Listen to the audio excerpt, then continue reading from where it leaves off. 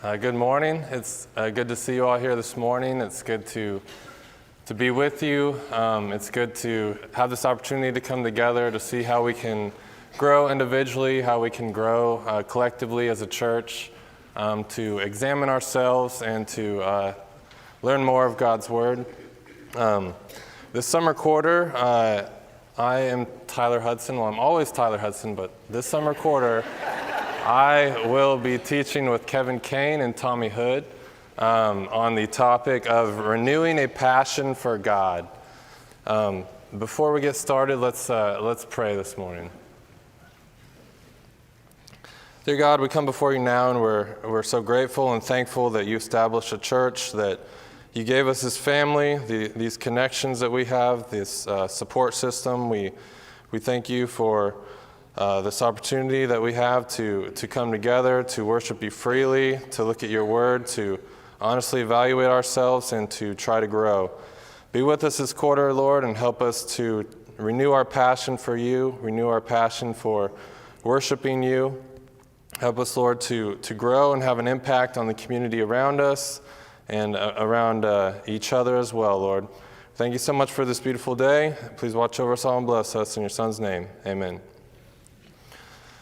So when we talk about passion, one thing that I thought of was, how do you know if someone is really passionate? I thought of sports teams. How do you know that they have a passionate fan base? I looked up what are the most passionate fan bases in America.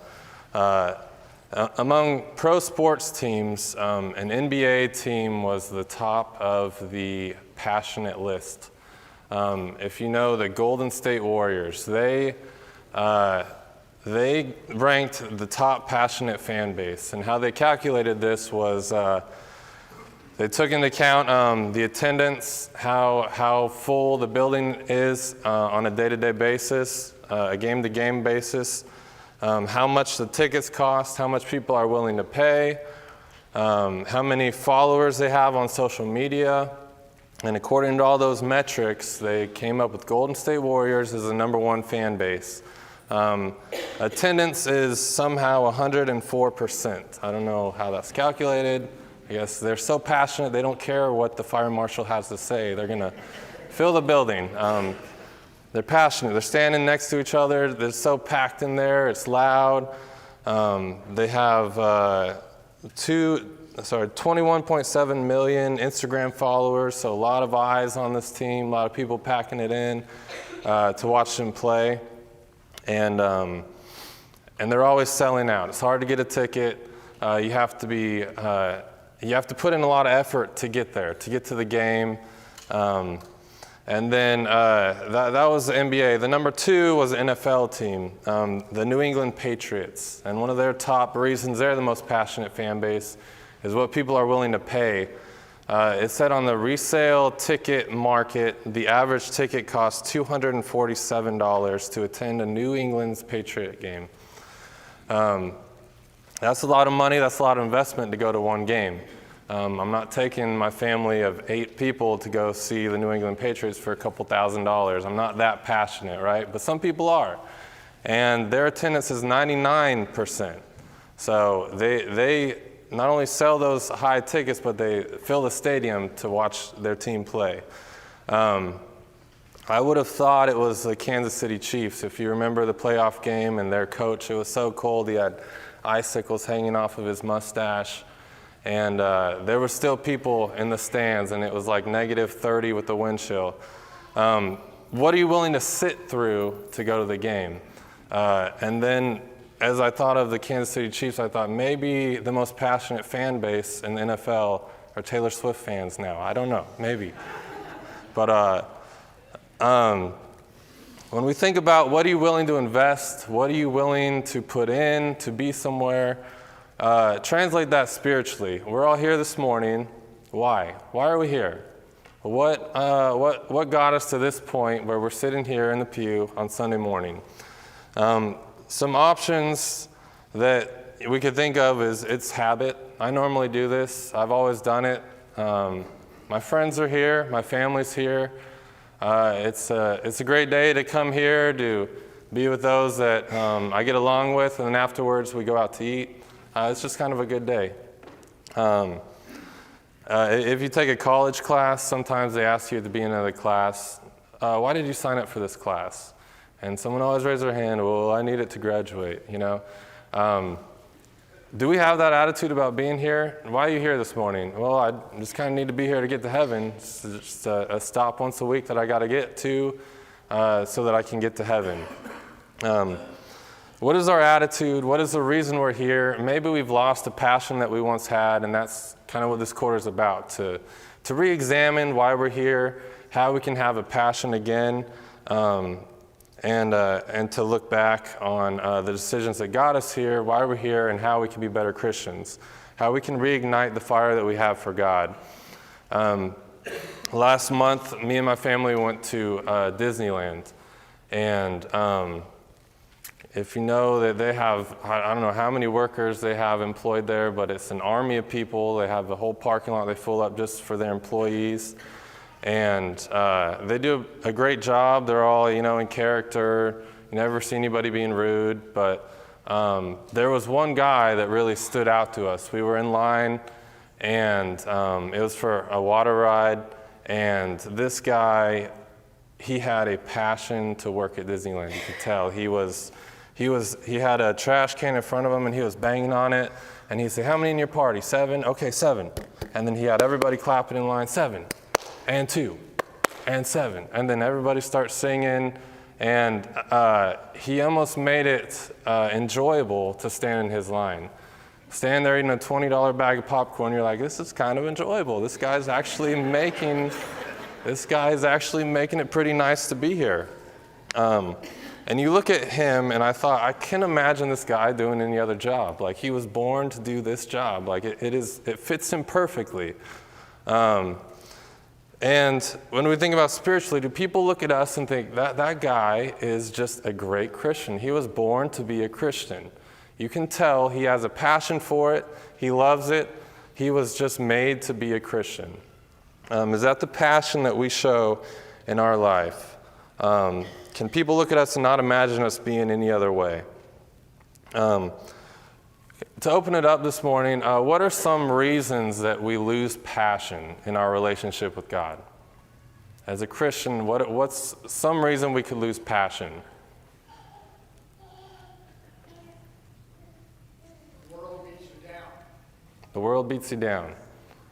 Yeah, we go through things sometimes, and we have this important task set before us, and maybe we just kind of put God on the back burner while I'm dealing with this.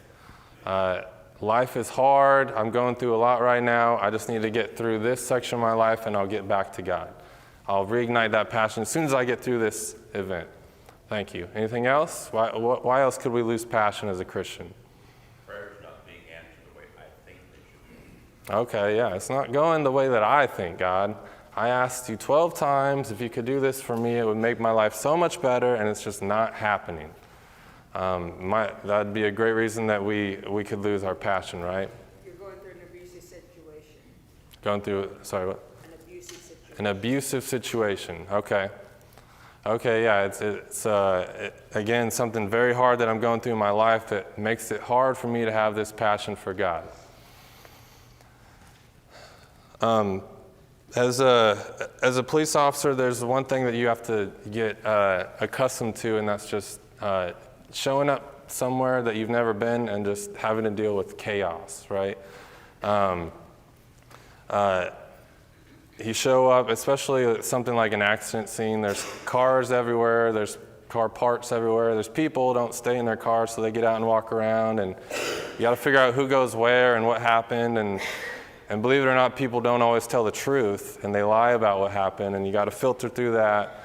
But sometimes when there's an especially crazy scene going on, you'll hear on the radio, show me taking that call for training. And that just means that the guy that they're with is training, and they're going to put him through the hardest scene they can to see how he responds, to teach him, hey, this is what you got to do. And you show up to this crazy scene, you don't even know how to do your job to begin with, and then you got to deal with a really, really complicated scene while you're training. And sometimes they teach you, okay, you just got to step back and you have to look at the basics. You know, what elements of the crime do we have here? Do we have enough to make a charge, right? So you step back and you look at the basics.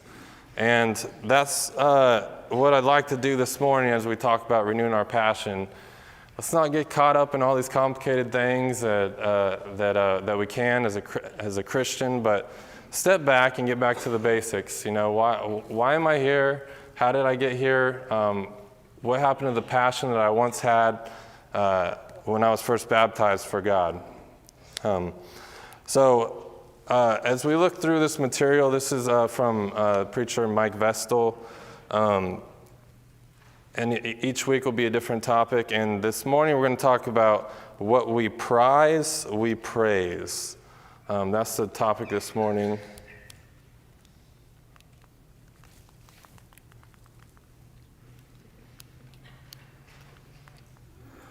Really losing my passion for this class here. I don't know why that's not working here.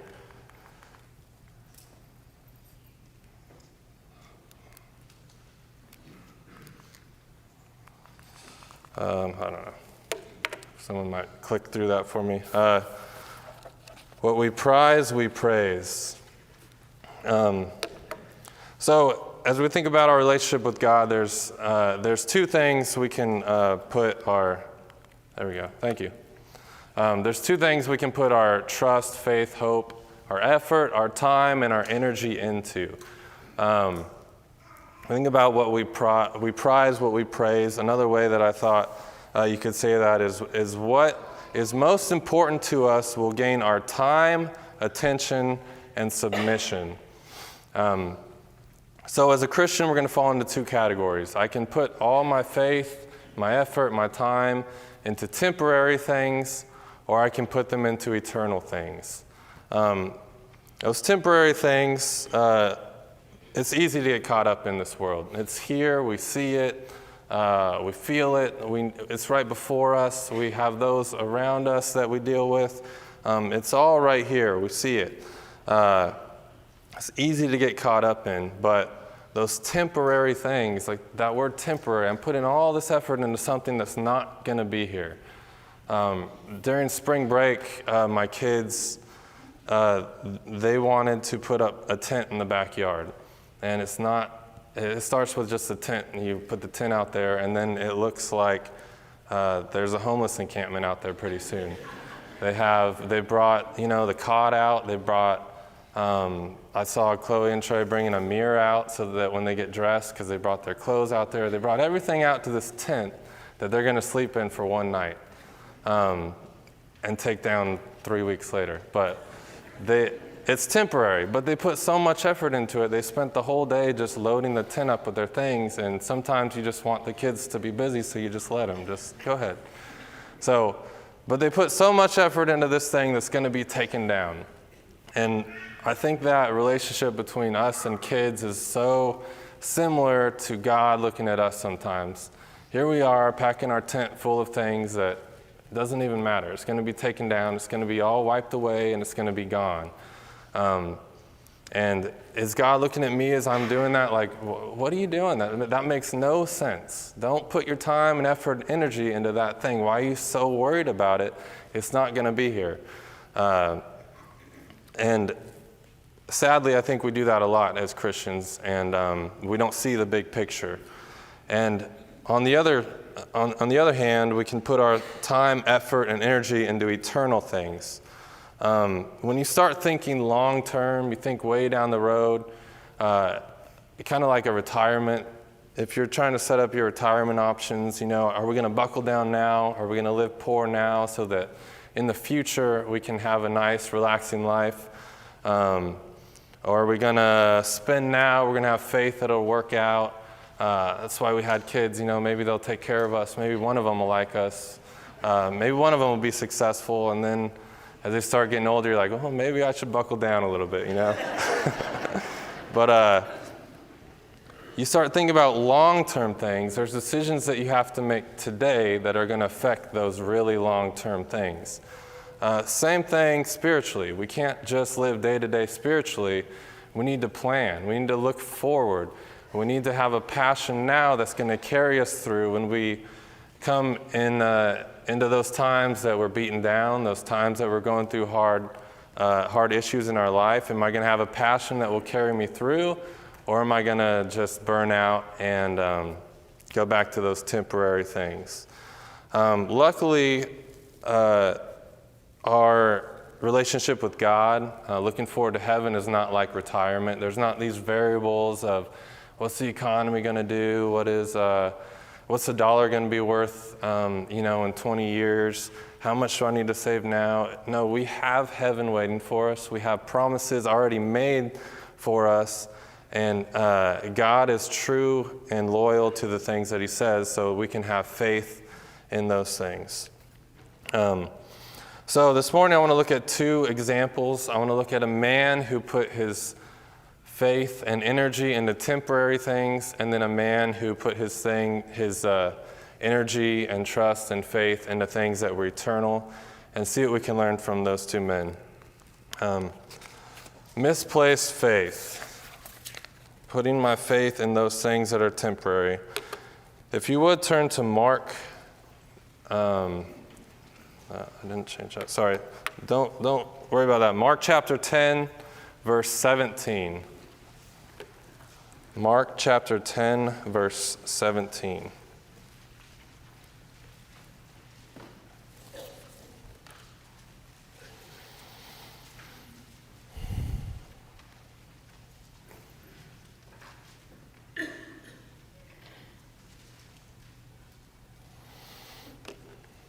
And as he was setting out on his journey, a man came up and knelt before him and asked him, "Good teacher, what must I do to inherit eternal life?"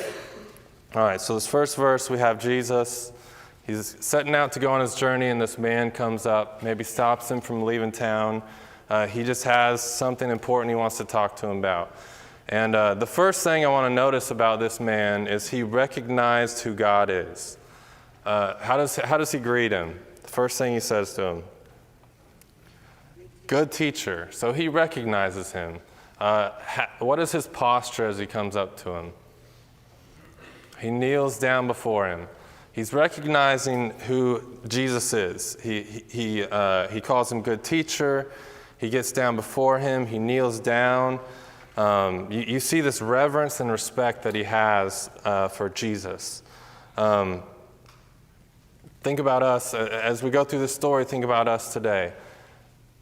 We can recognize who God is. We can call him by the correct name. We can have a reverence for him. We can be here.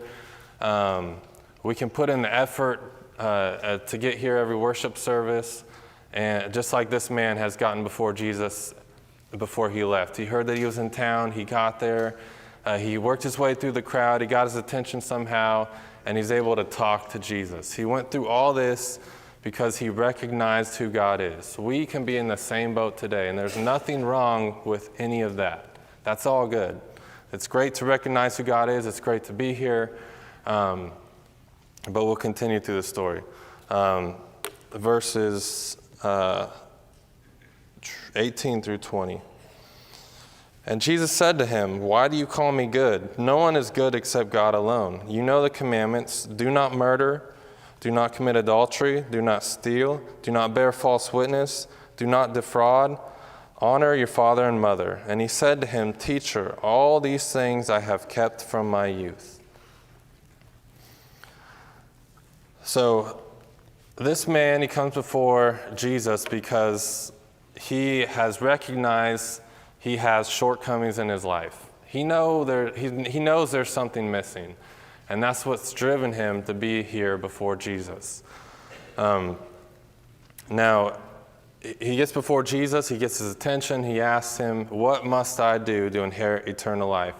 Because at this point, there's two options. Maybe he truly doesn't know what it is. He knows something's missing, but he just doesn't know what it is. He feels it inside him that he's not doing enough.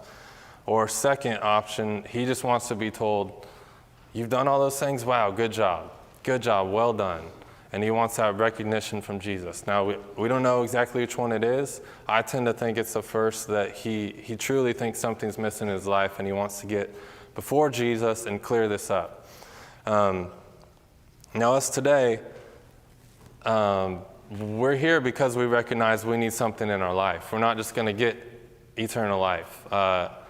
We recognize that there's sin in our life. We recognize that there's something I need to do different in my life to get to heaven. And we're here to worship God, to learn more, to follow his commandments. And that's brought us here this morning. Just like this man, we've recognized who God is, and we recognize that we have shortcomings in our life. We'll continue. Verse 21 and 22.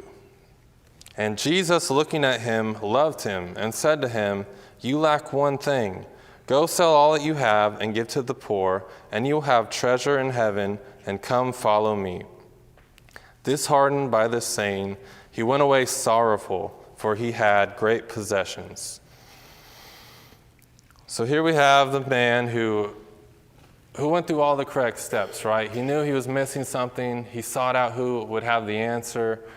But when it come down to it, he ultimately could not commit to what Jesus said. He went away sorrowful. He wasn't able to make that full commitment. In this verse, why do you think it says Jesus, looking at him, loved him? Why do you think right there in the middle of his question it said Jesus looked at him and loved him?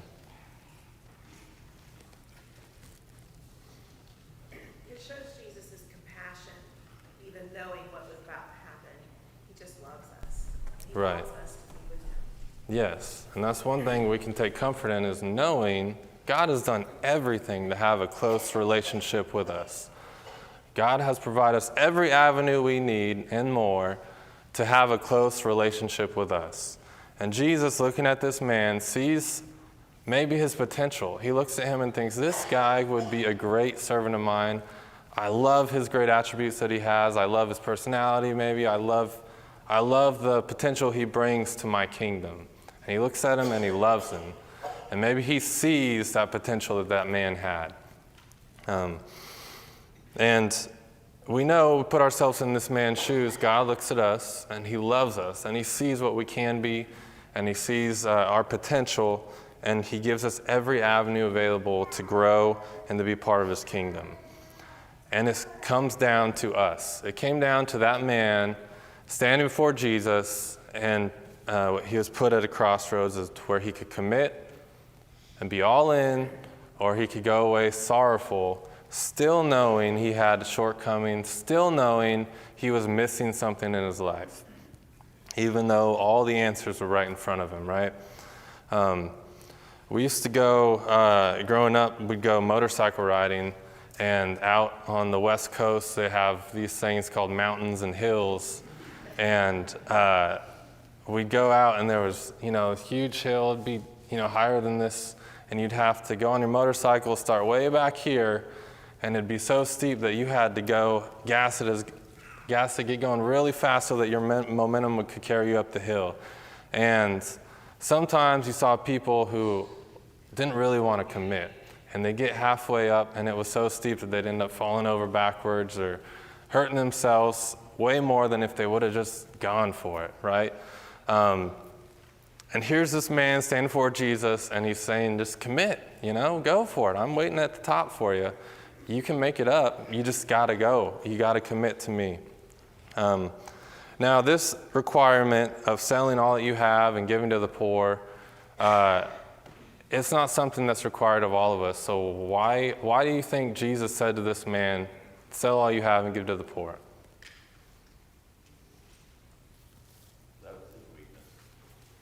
Okay. So we all have a weakness that we face, and that this was the one thing that was holding this man back from fully being committed to God. Even though he had done all those great things, he had murdered and never committed adultery, honored his father and mother. The way he treated others was great. And he knew he was still lacking something, though. And maybe it was that he knew, I can't give this up. No matter what is offered to me, I can't give this up. I love the great life that I live. I love my riches. I love my position. I can't give all those things up and follow this guy who doesn't have any of that. He doesn't have riches. He doesn't have a place to lay his head. I like where I'm at in my life. And that is such a danger for us in America, right? We have so much. We have so much time. We can just spend it on just mundane, nonsense things. And we have more food than we could ever eat. We have so much. And are all those blessings a burden in our spiritual life? Is that something that we in this position, God said to us, give it all up and follow me? And insert anything into that, not just riches, not just the comfort that we have, but no matter what it is, that relationship that you have with another person, greed, envy, no matter what it is, give it up and follow me. Don't think about it anymore and follow me. Can you give up your weakness to follow God? Because we can be right there walking away sorrowful, just as this man was. Yes? It becomes a hobble, like to hobble a horse. It's not harmful to the horse, but it prevents the horse from doing the work that it could do if it didn't have that rope around its foot. It can only go so far, and it can't do more. And that's what these things become to us. They hold us back from doing what we could do. Okay. I can't speak on a hobble. I don't know much about a hobble. I'm sorry.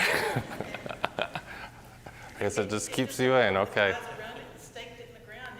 It can move around that thing and feed and eat, but It's just limited. it's very limited. Okay. Yes. Yeah. So we can be limited by the things in our life. Good. Now imagine this story if this man had passion in his life. Just rewrite the story. This man comes before God, and he says, I know I'm missing something, Jesus. What is it? What is it? Go sell all your possessions and come follow me. And this man has passion for Jesus, and he goes out, and he gives all his possessions away, and he helps so many people, and he follows God, and he adds to the kingdom, and eternal things are changed because of this man's passion for Jesus, right? That's us. We have the two roads we can go down. We can go away sorrowful. We can go away knowing that I threw away an eternal home for these temporary things, or I can be committed and fully all in. That saying, we prize what we praise. What do I value more than God? Is it anything? Because if it is, it's holding me back. It's hobbling me. So we can have a misplaced faith, or we can have faith in God. So that was a rich young ruler, but second I'd like to look at Abraham. Hebrews chapter 11. Oh, yes. Before we move on, one thing to note about this that's really interesting is Jesus refers back to the law of Moses, right, that God gave to Moses. Moses was someone very similar to this individual in that he was in Pharaoh's house. He was trained to be a very high-profile person. The difference was he gave up those riches to follow God. But what did God do for him? And that's what the rich young ruler and what we can take away from it. Giving up your possessions is temporary. If you look at Moses' life, you see that because he became the leader of a great nation. Yes. Right? And sometimes we lose our passion. We forget just how much God can do for us if we give up right now for the future. But I've always thought that was interesting that Jesus refers to the law of Moses. This man knows Moses, right? If he knows these things, he's in a very similar position. But unlike Moses, who left Egypt to follow God, he didn't give up these short-term. Right. Yeah. What Alex is saying is he didn't have the correct vision. He couldn't look down the road and see what could come by giving his life to Jesus. Yes. Good point. All right. Hebrews chapter 11.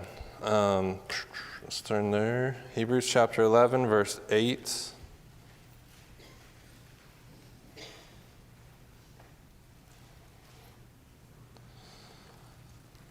By faith, Abraham obeyed when he was called out to a place that he was to receive as an inheritance. And he went out not knowing where he was going. By faith, he went to live in the land of promise, as in a foreign land, living in tents with Isaac and Jacob, heirs with him of the same promise. For he was looking forward to the city that has foundations, whose designer and builder is God. By faith, Sarah herself received power to conceive, even when she was past the age, since she considered him faithful who had promised. Therefore, from one man, and him as good as dead, were born descendants, as many as the stars of heaven, and as many as innumerable grains of sand by the seashore. These all died in faith, not having received the things promised, but having seen them and greeted them from afar, and having acknowledged that they were strangers and exiles on the earth.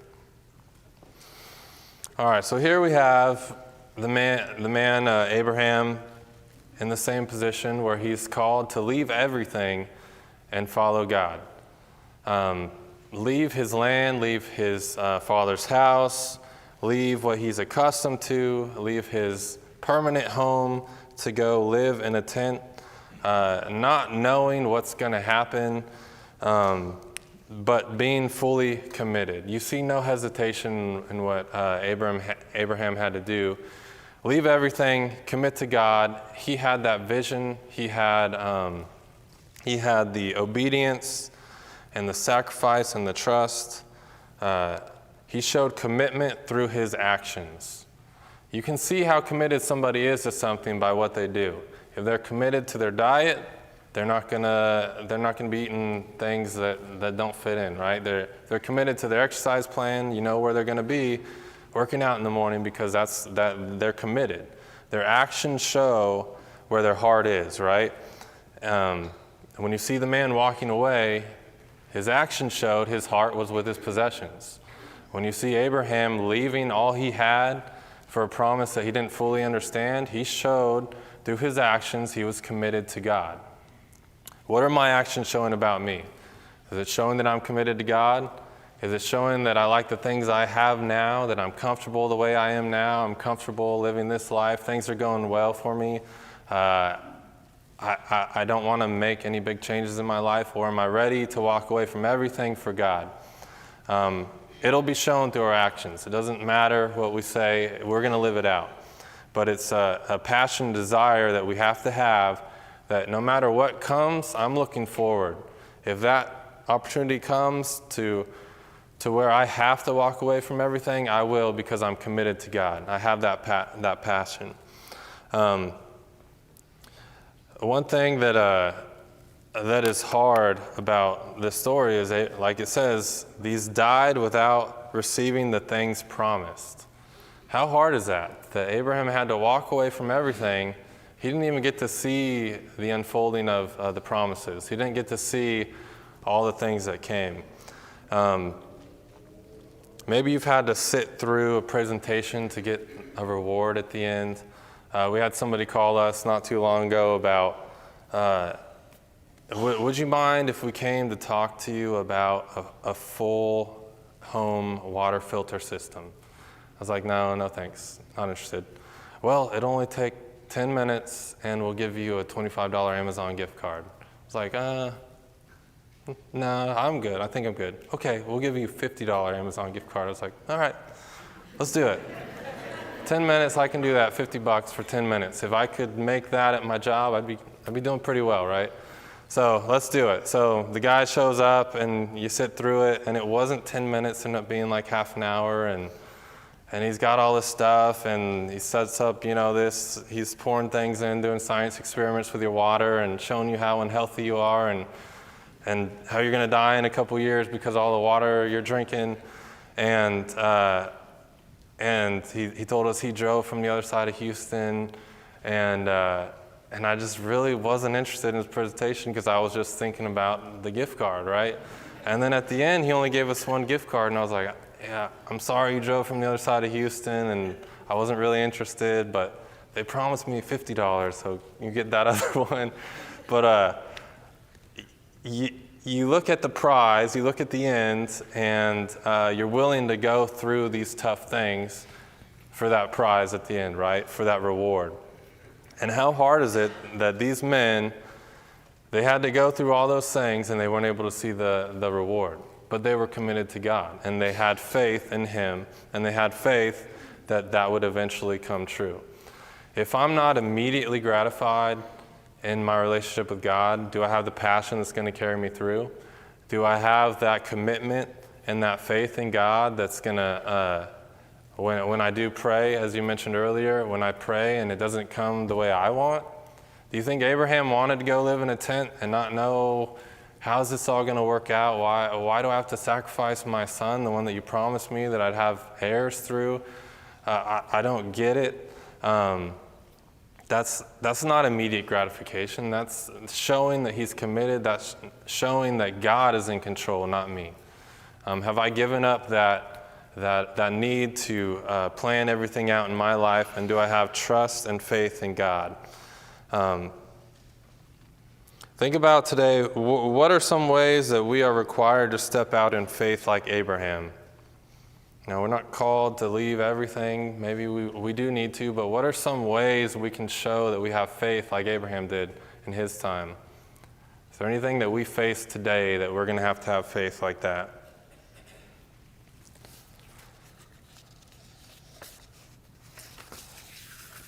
It is hard because we're not put in that exact situation, but we do need to have that long-term vision that Abraham had, that even though this prayer isn't being answered the way I want, even though this isn't working out the way that I thought it would, God, I always have faith in you, and I know I know you're gonna be true to your promises. Abraham had obedience in what God said. He had trust in God, and the sacrifice was seen in his life. Just as we talked about, the commitment was shown through his actions. One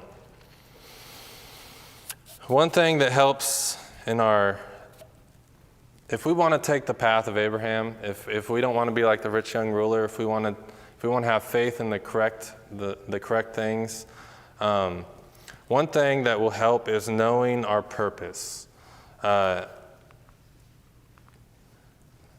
Our real purpose is to know, glorify, and enjoy God. To know God, how's that going to help me have a passion in my life? If we want to know God, we obviously need to spend time in His Word. 2 Timothy talks about all the things that His Word is good for, teaching, correction, to have a full and complete life. Spending time in the Bible leads us to a closer relationship with God. How can I expect to have passion and a faith in God if I don't spend time hearing what He has to say to me?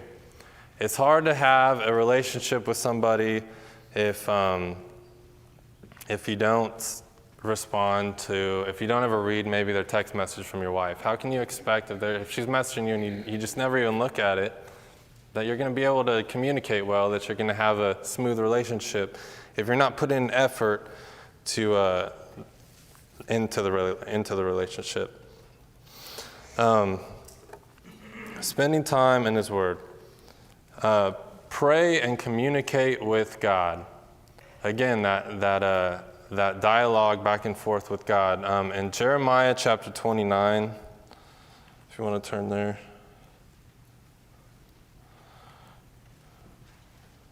Jeremiah 29, verses 12 and 13. Then you will call upon me and come and pray to me, and I will hear you. You will seek me and find me when you seek me with all your heart.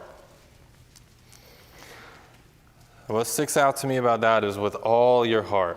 Finding God, being committed to Him, having a passion for Him is not something you accidentally fall into. It takes effort. It takes you giving all your time and energy to find out, what do I need to do to be committed to you, God, and following through with it with your actions. what will fuel my passion is also observing God's work in his creation. Romans chapter 1, verse 20 talks about not having an excuse because of the things around us, right? We live in God's creation. We see his handiwork, and we know he had made everything with a purpose. And to know God and know his creation is going to give us more of a passion for him. There's a show, Chimp Nation. I don't know if you've had the chance to see that, but it's really cool. It follows this pack of chimps, and they're so much more advanced than I actually even knew. Like the way that they communicate with each other, how within this clan of chimps they have different jobs. There's 2 of them who go out and patrol the area and watch for other neighboring tribes to come in, and if they do, they'll communicate to everybody else to come out and help them. They have a hierarchy. It's just really incredible, and I was thinking, like, there's so much to these animals, and that's just one animal. You think about just the millions of animals that there are on the earth and how specialized each one is, and it's just overwhelming to even think, how could God create all that? And it gives you a passion in knowing that's my God. He made all those animals like that, and he put even more time and effort and energy and sacrifice into me. Knowing that God has done all that is going to help renew our passion. And finally, knowing God, fellowship with other believers. In 1 John chapter 1,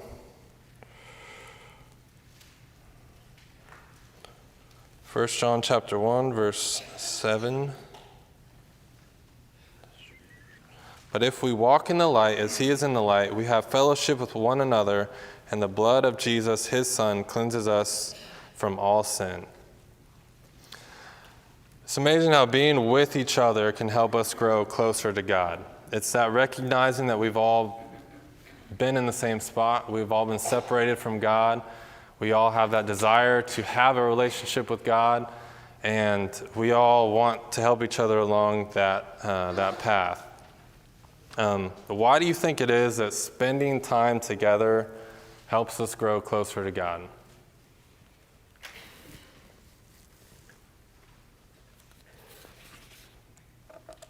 Example from others that you're spending time with.